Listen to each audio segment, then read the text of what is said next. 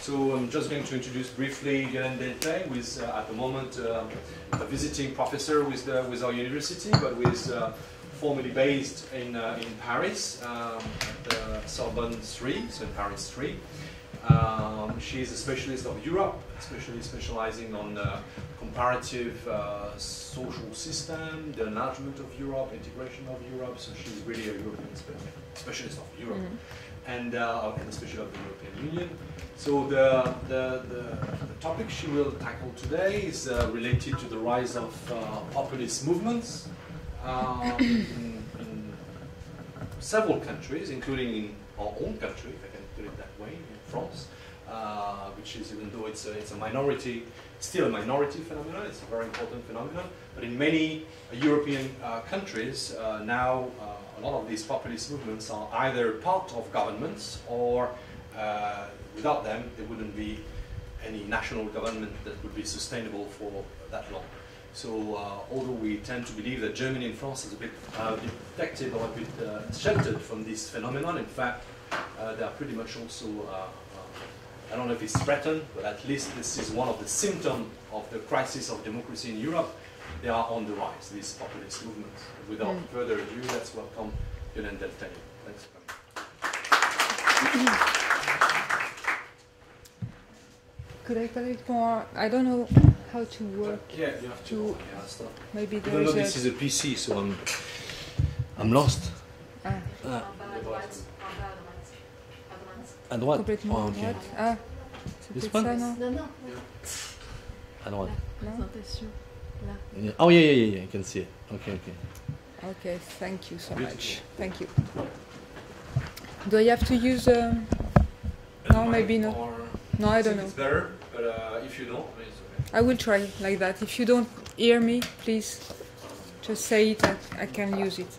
So thank you very much, Eric, for this introduction, and thank you for this invitation to give a talk on a topic that I would say is, of course, is a hot topic in Europe, very hot topic in Europe, and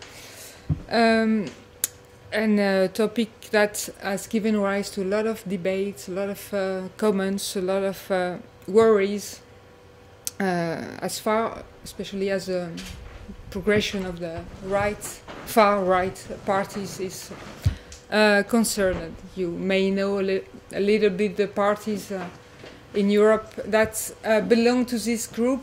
Maybe I can quote some of them: Jobbik in Hungary, the Real Finish in Finland, the Lega Nord in Italy, or Front National in France.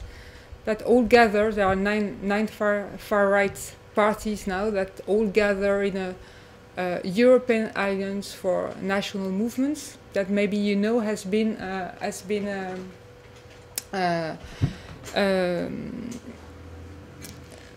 considered, recognized last week by the European Parliament as a European party. So now in Europe we have another third European party. We gather a lot of some far-right parties. So I decided to choose this topic because I thought it was quite an interesting, a salient topic, because I thought it was also a very interesting topic for maybe shedding light of some European problems. So it was an idea of connecting a little bit this topic with the European crisis.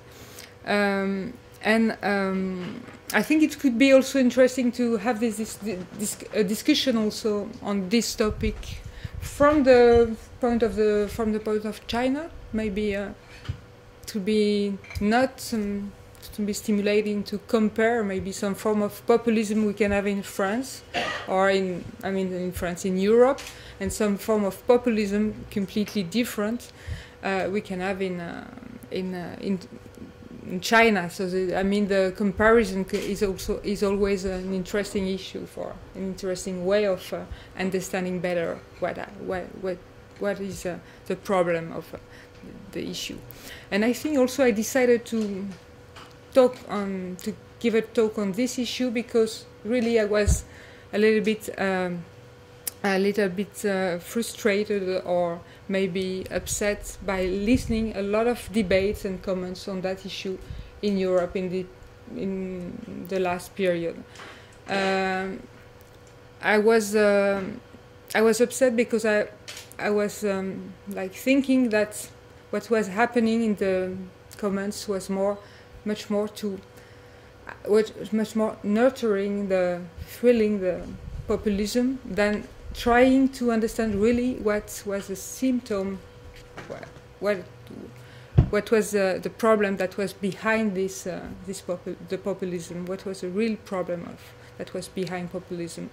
And I thought that most of the answers, most of the explanation were for me not very convincing, so I wanted to add a little bit to propose some reflection on that issue in a very simple, modest way, and I hope I can fuel the discussion also with you on that topic, and show that there is maybe, as the title of my conference clearly shows, there is maybe a link certainly a link between the rise of populism and some failure of the socioeconomic, would say, governance in Europe and in the European countries. So the idea was to link a little bit more the politics and the economics, and to add some more, and to complexify a little bit the explanation that were given usually to this particular process. So maybe just rapidly to list the more common explanation that we have heard about populism. It's explanation of the economic globalization and its acceleration that created new pressures, new risks, new insecurities, new fears, and then new frustration.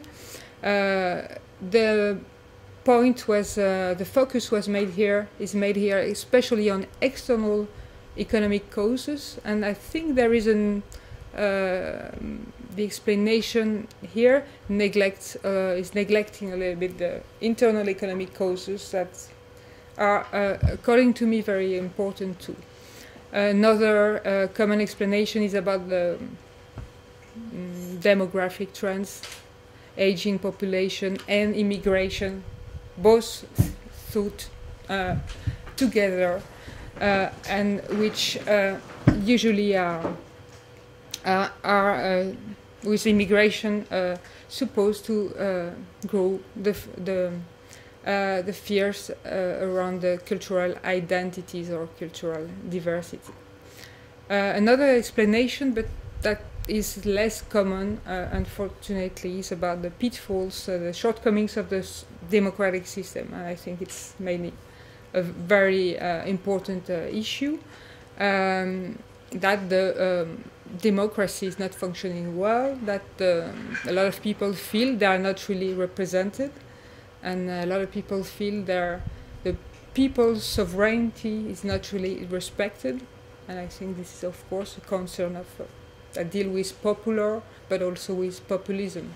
This idea of the violation, I would say, of the people's sovereignty, that, of course, appear much more clear now in the period of the crisis, because you have a lot of unpopular programs and unpopular reforms that directly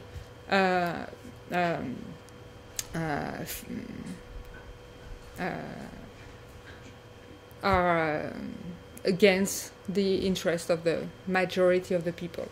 So the crisis is certainly eliminating in a particular way the link between the rise of populism and the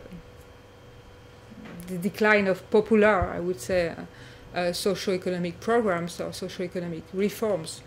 But I think it would be too short to stay on the crisis period and to say that those two elements are linked together in this period of crisis, and populism, the rise of populism is just linked to the crisis. I think it's much more, it's a little bit more complex, and that we have to look to enlarge a little bit the frame and look at the period of maybe the last 15 years where we have seen progressively a rise of populism, and at the same time progressively a decline of the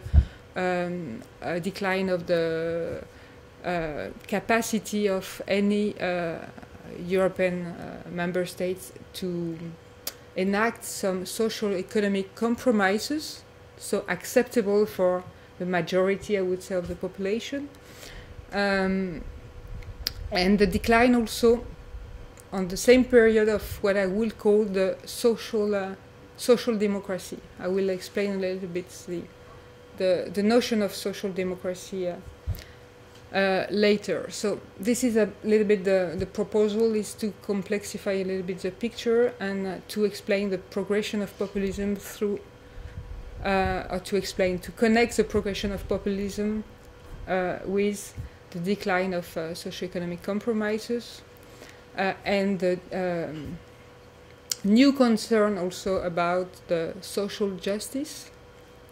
We have never heard so much comments on social justice, but at the same time we don't have real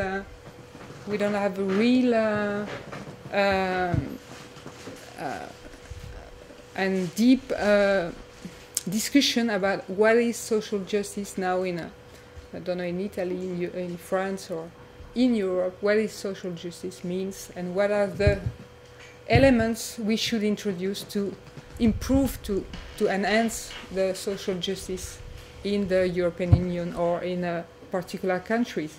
So there is a lot of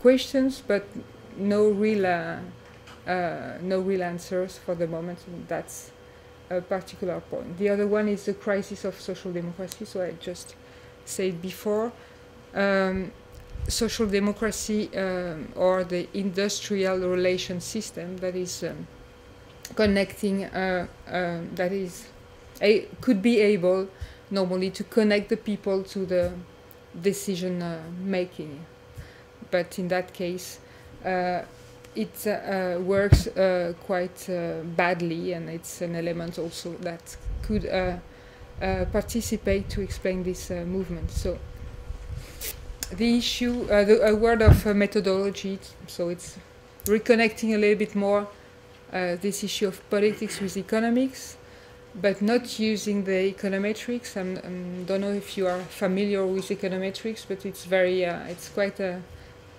it's very fashion now to try to explain. I mean, economists, mainstream economists are really much more entering into the politics through econometrics by trying to understand trying to prove some connection between some variables. So my idea is not to build two variables. One would be populism, because it's very difficult to qualify or to put some data on a variable like this one, which is very qualitative and also a little bit subjective. So it's not the idea of connecting, building some variables like populism and the decline of socioeconomic compromises. That would be quite difficult also to evaluate, and to try to test the correlation through regression analysis. You can have this kind of regression. We could see different.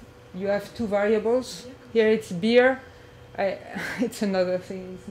It's just to give an explanation that regression analysis could work for, if you want, for example, testing that the impact of the beer taxes on the consumption of the beer. Okay, it's easy. It's an easy way to do econometrics, but you can't do the same with populism on a side and socioeconomic compromises. It will be absolutely, first it will be wrong because the variable will be wrong, and secondly it will be a little bit no sense, because we know that there are some connection, and I think my idea is not to prove by the data that there are connections, but more to demonstrate, to give some arguments for showing where are the how they are connecting together, and what maybe how are the economic and social causes of some expression of populism. So it was just to show you how the economists can work sometimes when they get interested into politics, and it's very dangerous. So populism, first. So I will first try to give a definition of populism, or maybe more discuss about the different definition of populism. Populism is not absolutely not univocal concept. It's very controversial, on the contrary. I've tried to, preparing the talk, I've tried to look a little bit at the different definition that has been given by politists, experts of the word, and so we can list maybe 4 different criteria that can rely on with populism. The first one is a style in doing politics, demagogy,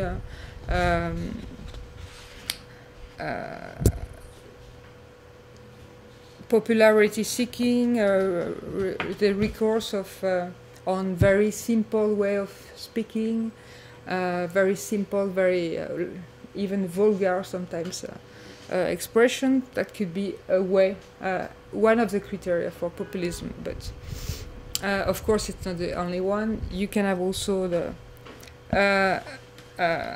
an anti-elite stance assumed by so the populist leaders that will in a simplistic separation will separate the world into the good and the evil, and will separate the pure people from the corrupt elites.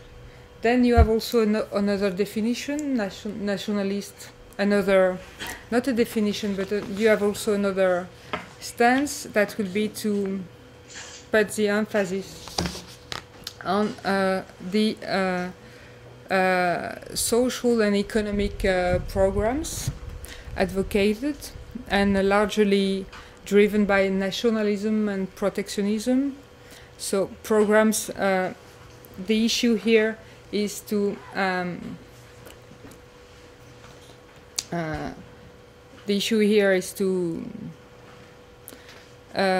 say that populist parties will reserve social protection, jobs, and so on to nationals or native nationals against foreigners, and so they will tend to discriminate the minorities, tend to fragmentate especially to fragmentate the population between the majority and the minority. And another stance will be to claim another stance will be to claim for protectionist measures in order to tackle with the unfair competition of the globalization. And finally, I think another criteria deals with political claim for a more direct democracy, especially referendum. Popular referendum is one of the criteria that is often served by populist populist party, saying that the democratic system as it works is not representing well the people, and so we need other forms of democracy, and especially direct democracy. So if we have taking all these elements together, it appears, according to me, relatively clear that the definition, the separation between populism and popular is blurred on many topics. I mean, style in doing politics is absolutely not the monopoly of the so-called populist parties, as well as claiming for people's sovereignty to be respected, for example, is maybe a populist attitude, but it's also maybe it is also, of course, I would say, a popular attitude by definition. People's sovereignty by definition is referred to a popular claim. So on a lot of issue, I would say that the separation between what is populism, what is populist, and what is popular is quite difficult to make. And I think there is another confusion that confusion is increased by the fact that you have a lot of populist parties that have entered into governmental coalition and collaborate with the classical parties. So this is another issue that makes very difficult to distinguish really clearly what is populist and what is not populist. That's why, according to me, we have to maybe try to find another definition to the word of populism, like to define it maybe like as a process of the result of a process in 2 or 3 times. The first one is a feeling of insecurities, the fact that people feel that the social and economic policies are not protecting them enough, and also the feeling of powerlessness, the fact that through the political system they can't be represented, and they can't access also to the decision making or influence the decision making. So there is a sum of frustration.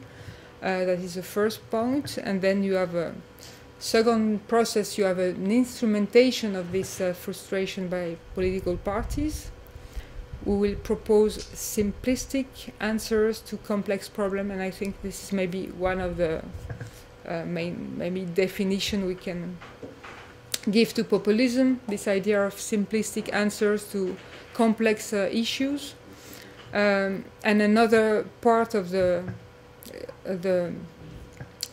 and simplistic answers that usually also have an effect of fragmenting the population, dividing the population, the one and the indivisible people into separated groups through discriminative policies, for example, social policies that will not offer the same protection for the national than from the foreigners. So you can have also this. I think this is an important point for defining populism. And I think also that third one, I put it 2 or 3 processes because I'm not sure. I'm just reflecting on that issue. I don't have any clear answers, but I think that maybe we can say that populism is just a discourse, and maybe it's just a discourse of experts that are diabolizing a little bit the populist parties or far right parties, and just saying that they are the very dark side of the political system, but without saying that they are also the symptom of something else, and they are also asking sometimes the good question to us. So I think for a part, populism is also I would say the recuperation of or the wrong lens of some experts or maybe politicians about the rise of the far right parties, for example, and with the idea that those experts try to avoid the real questions, and the real questions are both, according to me, question of the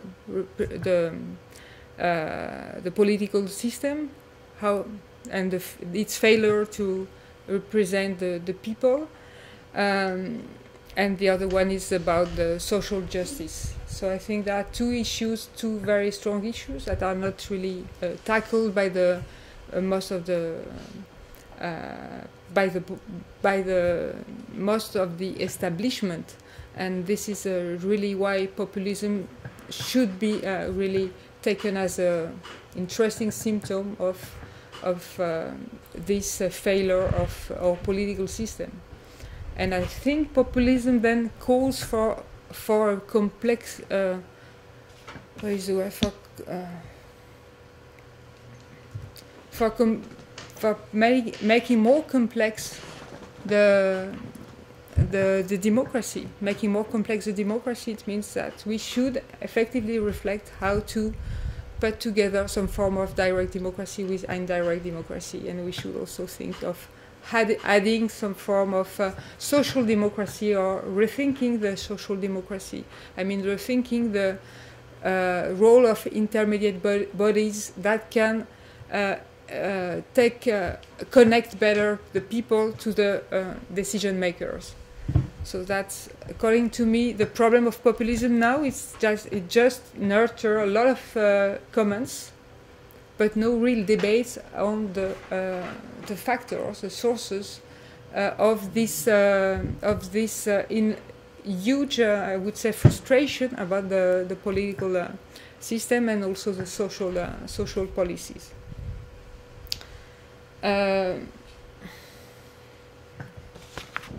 So populism is undoubtedly the expression of disenchantment or disillusion, but it's also, as I just said, a result of the unsolved or aggravated social question or social issues, and both are connected. I don't want to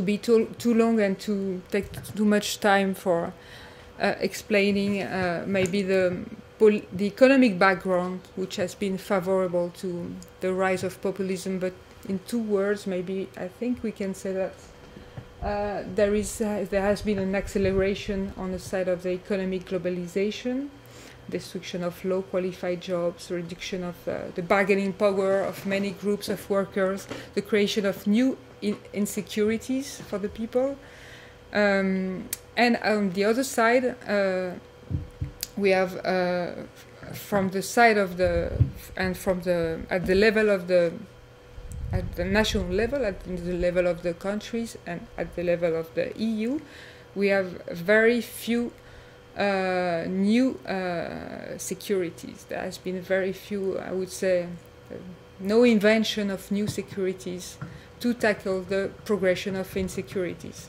The welfare state have been reformed quite largely during the last 15 years, but mainly to face the new budgetary constraints and not so much to deal with the new risk. The feeling of insecurities has been growing, as well as the low degree of confidence of the people toward the future. And there are a lot of data that taken from opinion polls that show effectively that people feel more and more insecure about the future. They feel insecure for themselves, but they feel more insecure for the country than for themselves usually, and they have of course a low degree of confidence toward the futures. So I think one of the problems is this is absolutely not the only problem, but deals with this incapacity of the nations, the member states to reinvent a new form of securities. A new form of securities, maybe to illustrate a little bit, we have much more precarious employment now in Europe, and on the other side we have not really changed the rule of the social protection and the unemployment benefit systems. So a lot of people are now not anymore protected especially so the precarious people, are not people in short-term jobs are not anymore really protected by the system. So here we have new insecurities and no new securities, and it's of course a thing that creates a lot of frustration and fears. Oh, so this is a little bit maybe not really understandable, but this was just to quote some of the Eurobarometers information that was about. The question here was about, you can see maybe hit from on the top, the ways people see how the country, the question was how the country, according to you, tackle the issue of the inequalities and poverty, and how those issues are addressed by your own countries. And you could see from those data that the situation compared with 5 years ago is worse for a majority of the almost a majority of the population, and you can see that it is especially worse in countries like Romania or Hungary or I don't see well here, also Spain and so on. So that was just to show that you can have some kind of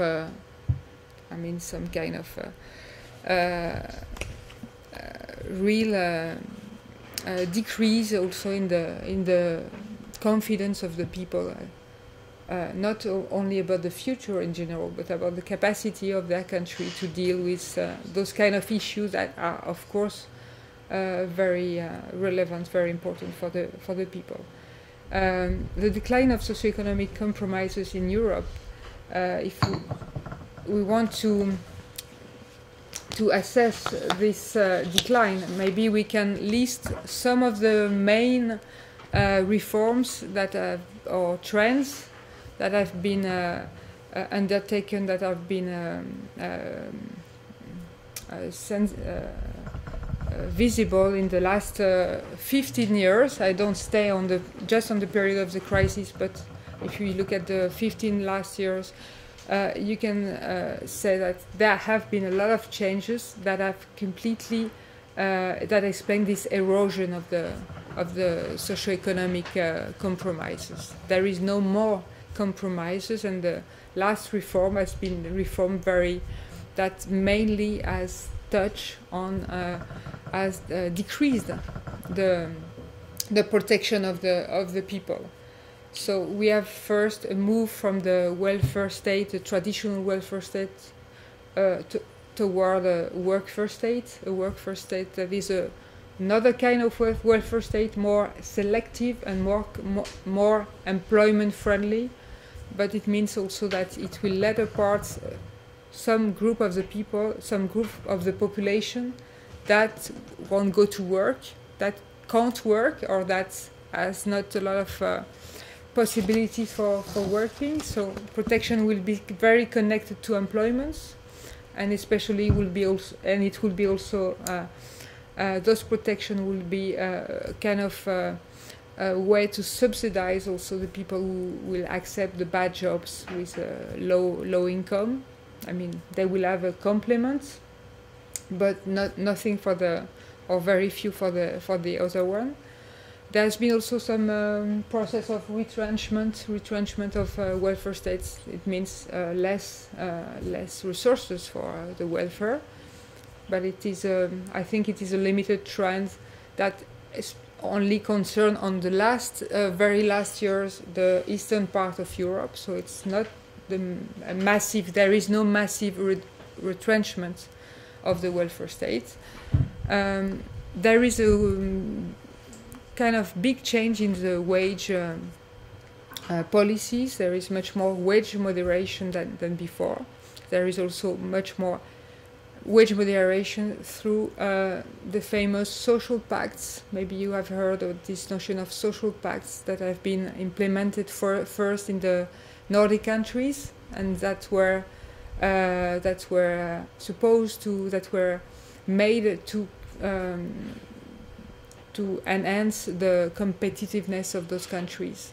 So maybe it's better, instead of speaking of social pacts, to say competitiveness pacts, but the word used was social. Then you have also an individualization and decentralization of the wage policies. This is a movement that has pushed upward the inequalities. Very few investment in the knowledge economy. Maybe you know that long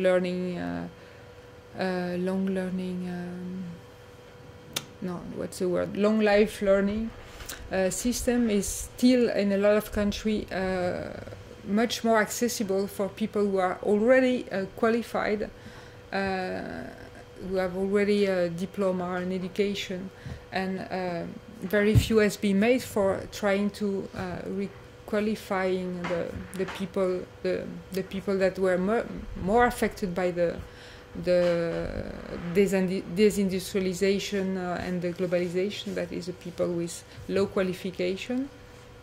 At the same, also you have a movement of I would say a counter fiscal revolution. That is that the tax policies have changed under, I would say, the threat of the global competition on tax policies. Many countries have reduced the tax burden on the top income, and so they have reduced the possibility of the tax policies to play a role to play a redistributive role. Tax policies are much more competitive instruments than solidarity tool. Of course, the crisis. I was speaking this was a trend for the last 15 years, maybe. And if we look at the crisis, of course, the last years, the crisis, of course, has amplified a lot of those tendencies under the auspice of the EU and the IMF. Many reforms has been implemented, and what is quite interesting to see is also that I would say the originality of the EU, some of its specificities, that was, for example, then before to defend the European social model, was completely forgotten with the crisis, and the EU solution has been completely following now the IMF solution. That's a little bit I think this is one of the big problem, and it was for a big issue was also that one of the big problem was that I think the EU could have acted completely differently, and could have said differently that there are other solutions to our problems. And one of the other solutions, for example, just to give an example, was instead of asking for more and more deregulation of the labor market, which is the solution that is promoted now in Europe in almost every country, and we have seen last month in Spain, for example, a movement in that direction, which is quite worrying. Instead of saying that we should deregulate the labor market, which is a solution that will increase the job destruction, and increasing the job destruction will increase the problems, because then we have to find a way not only to support the people, but also then to create jobs afterwards. And we know that it's very difficult, and even in the US now it's very difficult to create jobs after the big and massive destruction of jobs that occur in the last period. So having some mechanism that could avoid so many job destruction would be very interesting. And the EU is now doing really the contrary of that, because it's mainly supporting the IMF solution of deregulating the labor market. So getting rid of the employment protection, while on the contrary it could have perfectly promote a EU model of tackling the crisis by introducing more employment protection or new employment protection, as an partial unemployment, for example, mechanism of partial unemployment that have worked very well in Germany for protecting the jobs. So this was a solution that was very possible, very feasible for the EU, and that the EU could have promoted, but its strategy has been much more, I would say, defensive, and much more following the IMF solution, to a point that now it's a little bit quite interesting. Now we have the OECD, which was more liberal than the EU before. The OECD that is now asking the EU to tackle the issue of the inequalities. So we are in a situation really of defeat, I think, of the EU as an institution that could have proposed different kind of social arrangement or socioeconomic arrangement. And I think this is a big. We have to worry about this progressive shift of the EU on that topic. Of course. 5 more minutes. Yeah, of course. This created a multi-dimensional segmentation of the people. I mean, I do it rapidly to say that all those reforms that I mentioned before created this kind of segmentation between the rich and the poor. I mean, the tax policies have not reduced the gap between rich and poor. On the contrary, and long-term jobs, precarious jobs also. The separation, the fragmentation has been bigger than before between nationals and foreigners also. And you have been some kind of renationalization process. I could say 2 words after in the discussion on that issue. That is quite interesting too.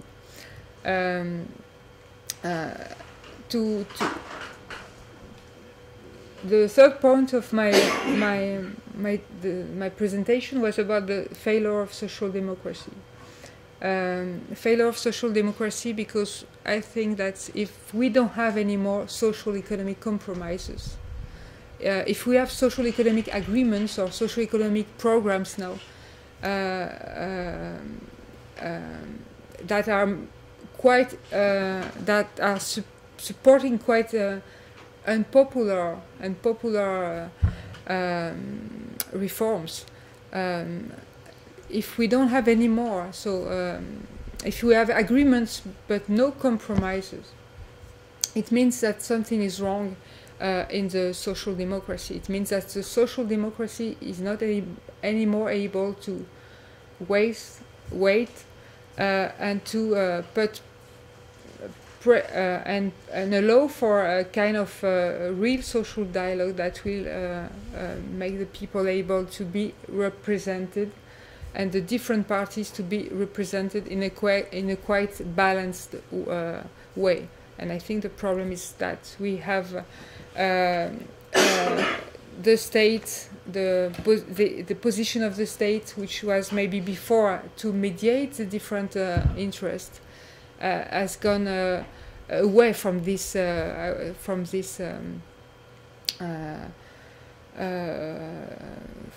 role, of mediating, and and of course the context is not favorable to the labor and much more to the business. So we are in a context where the business is pushing a lot for defining some socioeconomic agreements that are much more favorable to their interest than to the interest of the labor. The problem is that the labor is not more supported by the state. There is no. That's not much supported by the state, and one of the other problem is that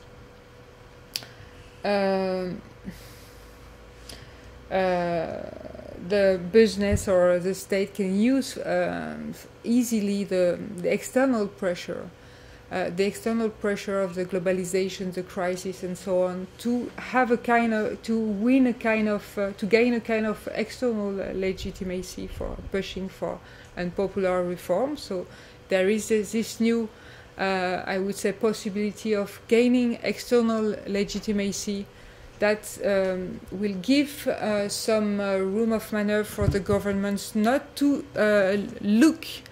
not to search for internal legitimacy in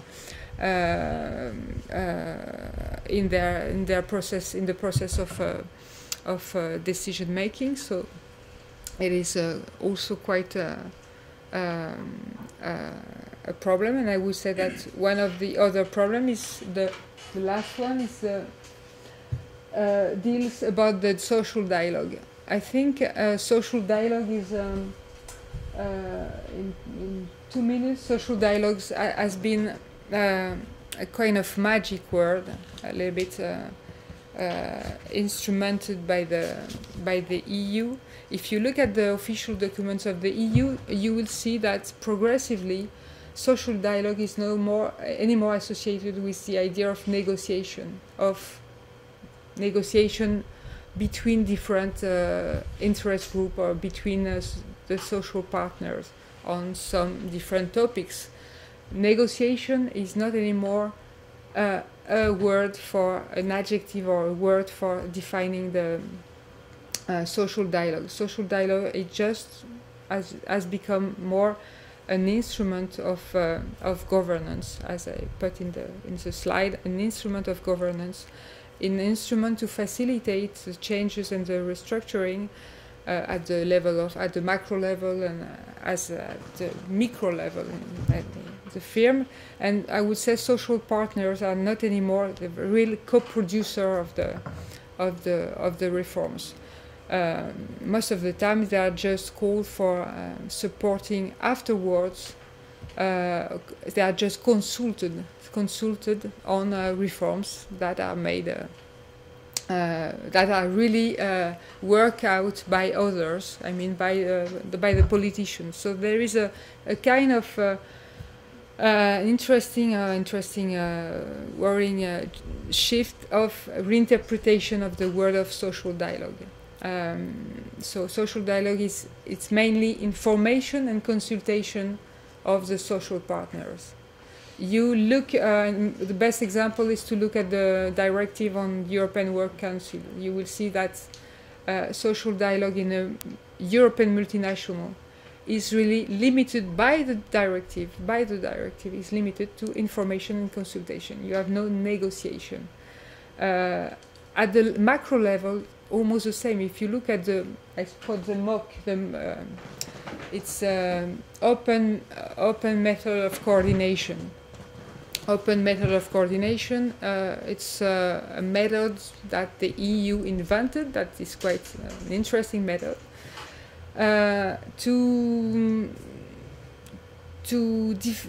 for the social policies. That for all the issues that are not EU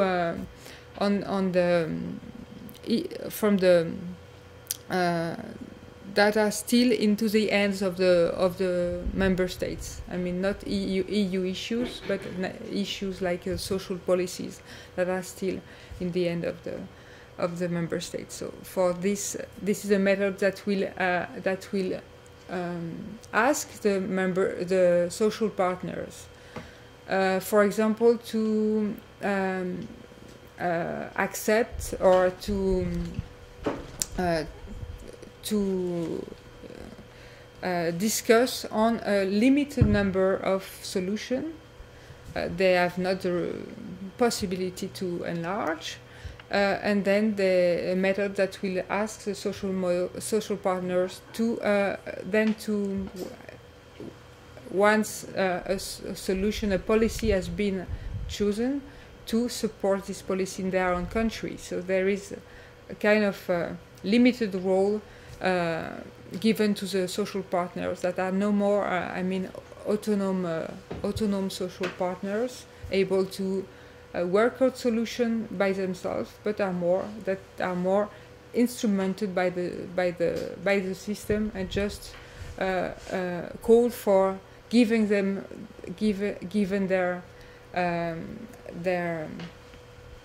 position on an issue, and then following the issue, trying to support its implementation. So its legitimation first, and then its implementation. So we are to finish to sum up the message. We have an acceleration of the reforms, supported by socioeconomic agreements, which are no more compromises.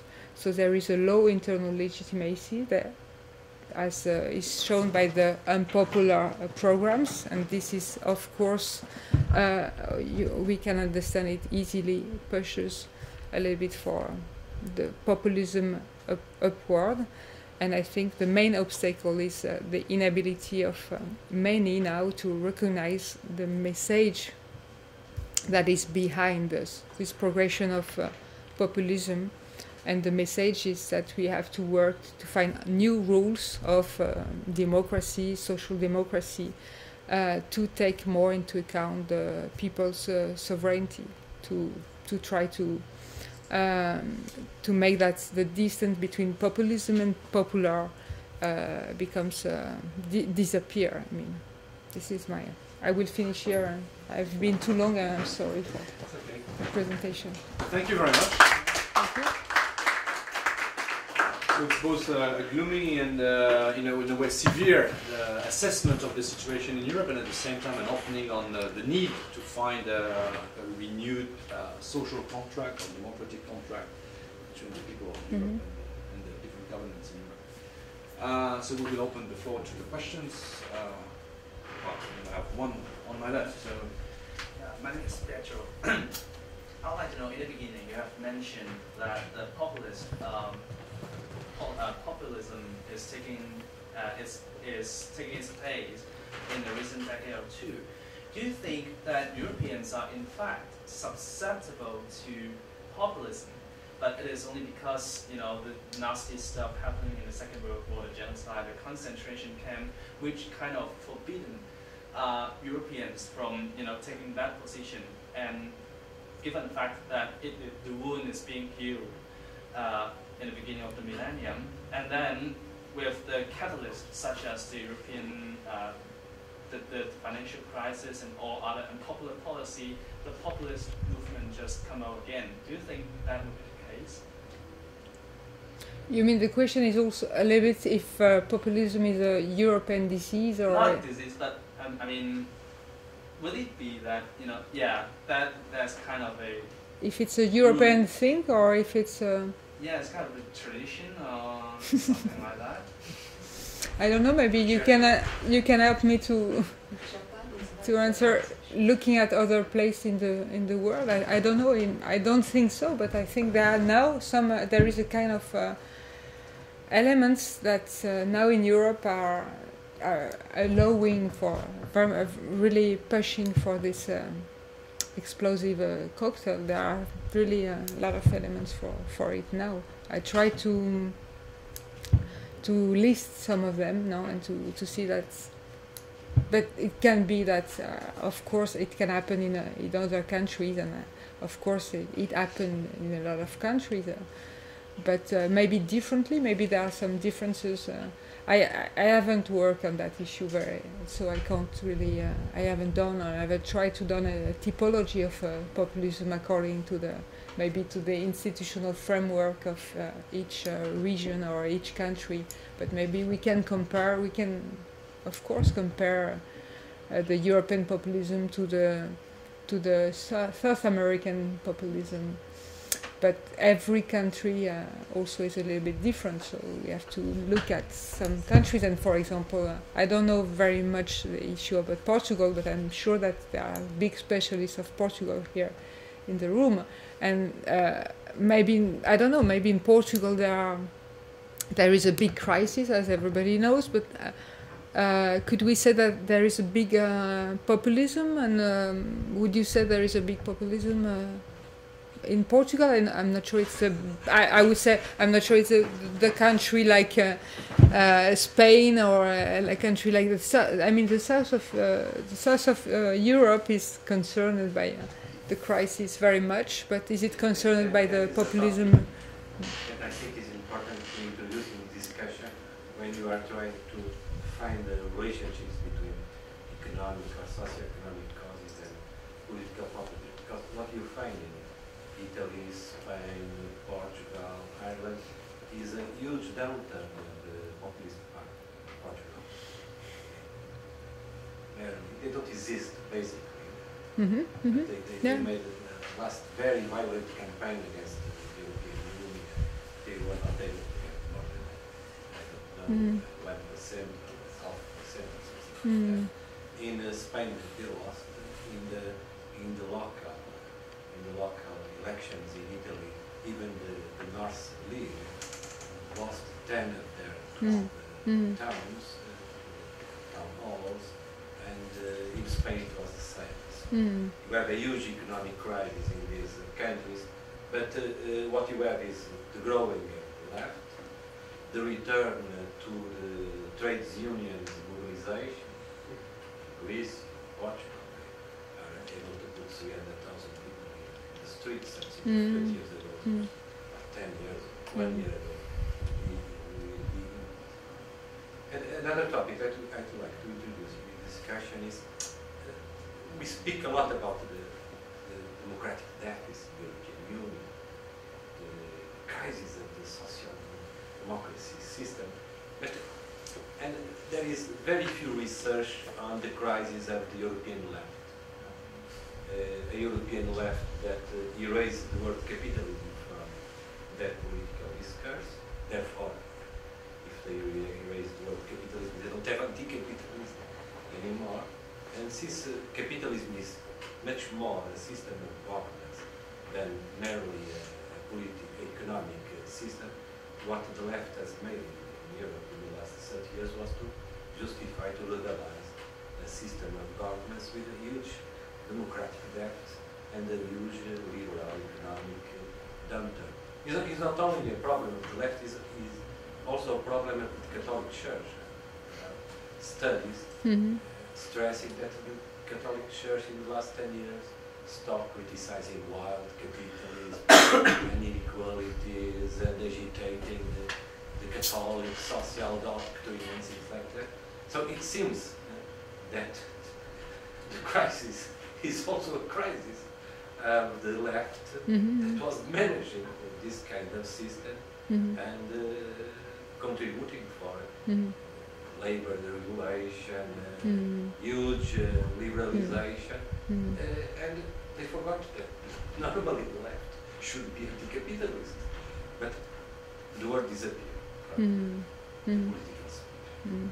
Yeah, I completely agree with you on this idea that also maybe in the case of Portugal or Spain you mentioned it is right. I mean there is a big crisis and no populism. So where is so it could be that my demonstration is totally wrong, but at the same time the idea was that I mean you can have some other kind of populism is just a way to voice an issue, and in some countries you have other channels that are maybe more acceptable than the far right parties for channeling the issues, and the left is going a little bit up in some of those countries. What you were in Greece, I don't know, but my colleague here is a specialist in Greece. The last Yeah, Greece the same. suggests that the Communist Party Communist and is the a extreme left in Greece can win the election.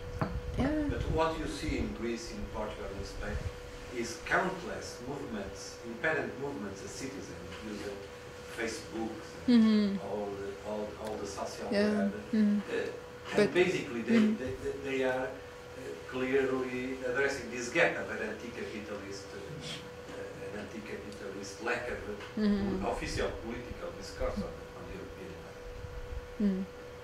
Yes, with no channels from for... Greece, I think is following that.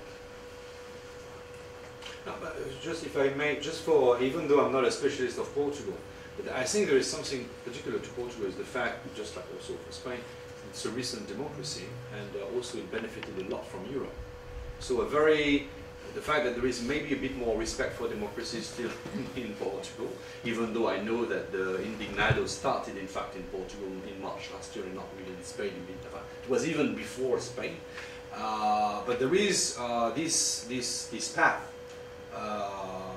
related to the middle of the 70s, and then of course the idea that xenophobic and anti-European movement at the moment, especially that given the fact that Portugal has benefited quite a lot from Europe, that doesn't, has no ground to be nurturable. But Eric, what you have in Portugal is probably not different from Greece. What you have is countless blogs and newspaper articles, not criticizing the European Union in general, but criticizing the French-German alliance that is leading the European Union as their own yard.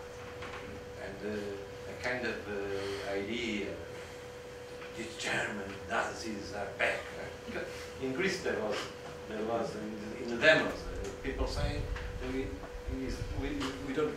cannot pay to the Germans. The Germans must pay to us because of the Second Civil War and things like that that are arising. So you have in Portugal countless things like that. German, American. It's not European Union yet. Any comment on Greece? Yeah, I'm sad about the populism on both extremes. You see, in Greece now it's populism is a leftist phenomenon, communist even, and with percentages, as you say, 40%. And in North America, is the populist movement, the Occupy movement, is the 1%, 99% supposedly try to present themselves as being very numerous. The populism is leftist, and typically leftist, whereas you're saying in Europe it's you're presenting it as a rightist, the right fringe. I wonder if the what happened in ancient Rome is that the extreme right and the extreme left met in the person of Julius Caesar. In the same center got quiet, so that all the once you push people to the edge, where do they go? If Europe cannot solve its problems sensibly, rationally, philosophically, culturally, then you've got the Caesar who will always find a solution. And we had a few Caesarean abortions in Europe already, right, in the 20th century. Are you worried about the next Caesarean section? Yes, of course. But just about the left, because the issue of the left, I should have said maybe before that my definition, but of course it was just a proposal of definition, was to say that maybe if we recognize that some populist party exists, I think we can define them by their effect on the fragmentation of the population. That was my idea.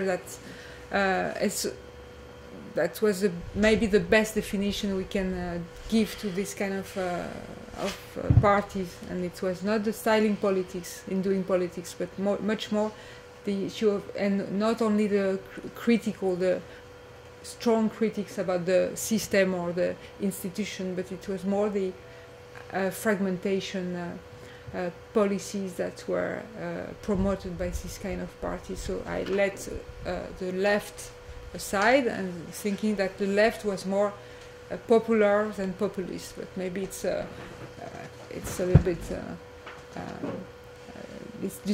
debatable, this distinction. Just one remark. There was a caricature of Plantu putting Jean-Marie Le Pen and Mélenchon together on one of the, and they didn't like it. Of course, this is the far left in France, but you have to consider the fact that the far left is still doing 10% in France, right? And they are very anti-capitalist. They are very anti-elitist.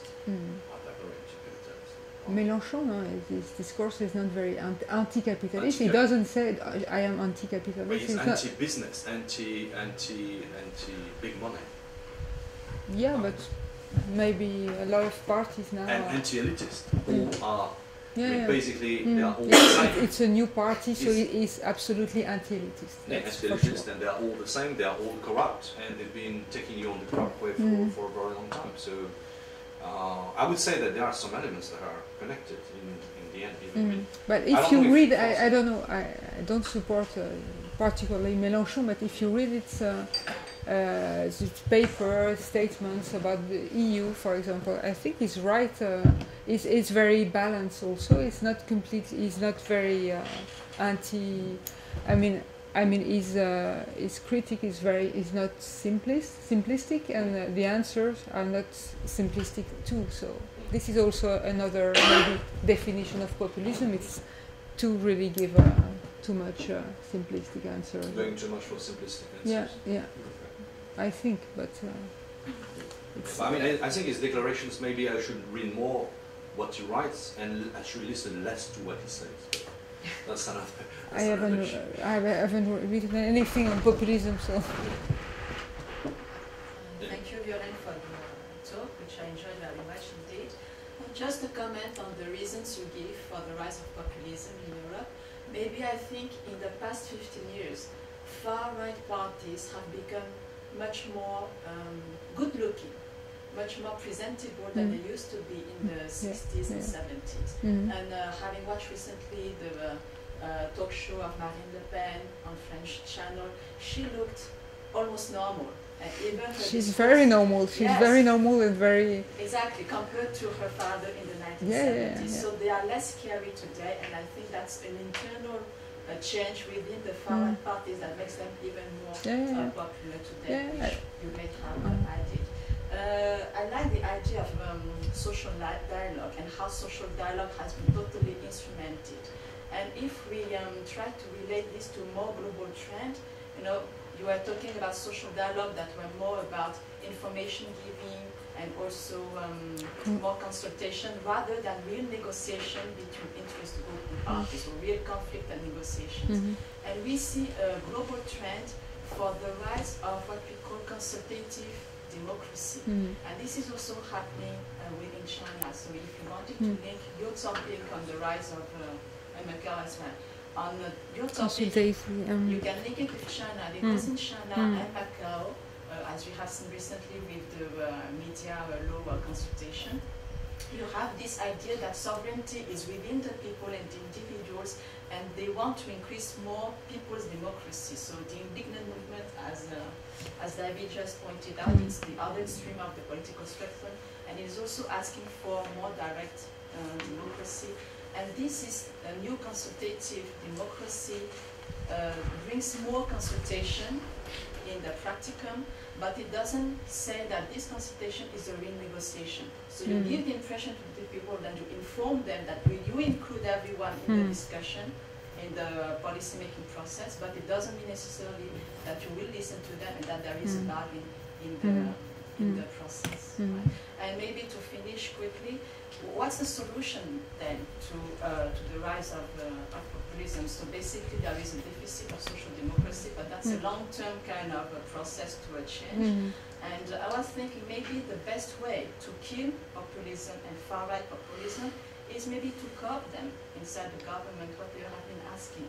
because maybe once they are inside the government, they are put in front of their own contradictions, and maybe the policies they've been advocating are not that easily implemented. And maybe that's the reason why in France, Jean-Marie Le Pen, who is the head of far-right, yes, was the head of the far-right movement, he always refused to enter any coalition, to participate in any measure of election or government portfolio, at the expense of all his lieutenants and associates who wanted to do that. Because he thought being part of the system would kill his own party, and he would be better with a big crowd behind him outside the system. Thank you very much for your comments and suggestions. I really think effectively that. But first of all, about your first question, the first remark about the Marine Le Pen, I think effectively she's much more presentable than her father, and her discourse is much more popular also. Less populist and more popular. The shift is on that direction, and she speaks much more directly to the low qualified workers. She has a lot of much more than her father. This new presentability of the far right exists in France because it's an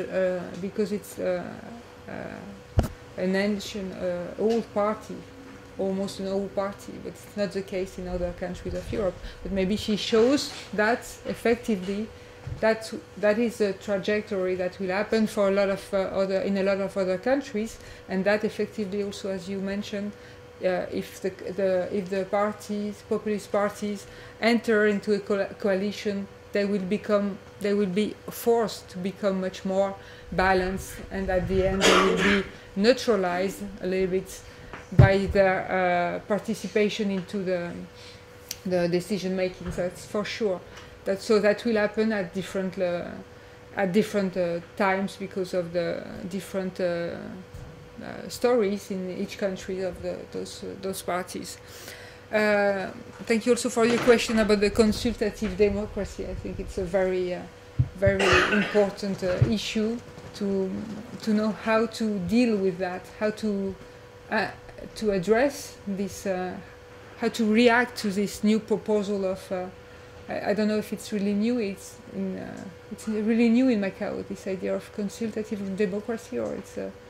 Implemented first 2 months ago. It's consultative polling. Polling, yeah. Well, that has been practiced in the past 5 years also in some for deciding, for discussing about some economic policies, or This is consultative polling. Then, if you look at consultation processes, of course, it's long. It has been for a longer time in and in Hong Kong. So the trend is for those consultative processes to replace traditional or classical form of democracy, and actually it it gives less power to the citizen than the traditional form of democracy, although it seems to give them more power by participating in the government. But it depends what was before, because I don't know well the democracy in Macao, but I think it's... No, indeed you are right. There was nothing before. Yeah, so it's maybe an improvement.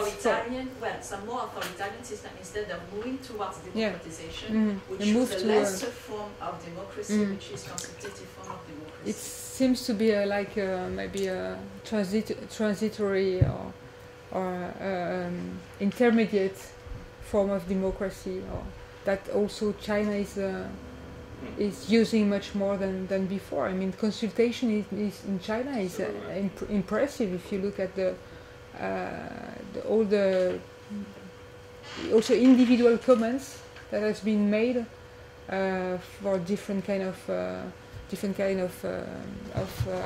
regulation that has been opened to consultation. And you have been a lot of public comments from the citizens, workers, association, and so on. So China may be an example of this kind of consultative democracy, which is a way to avoid really democracy. So it's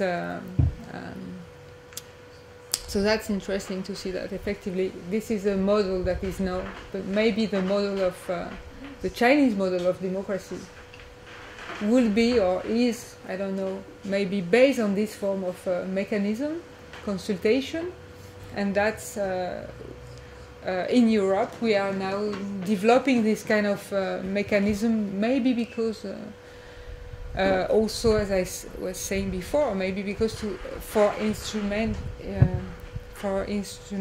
a little bit the voice of the people. So in Europe it's quite worrying issue, and I think it's very complicated because for example in a lot of countries you have much more social dialogue than before.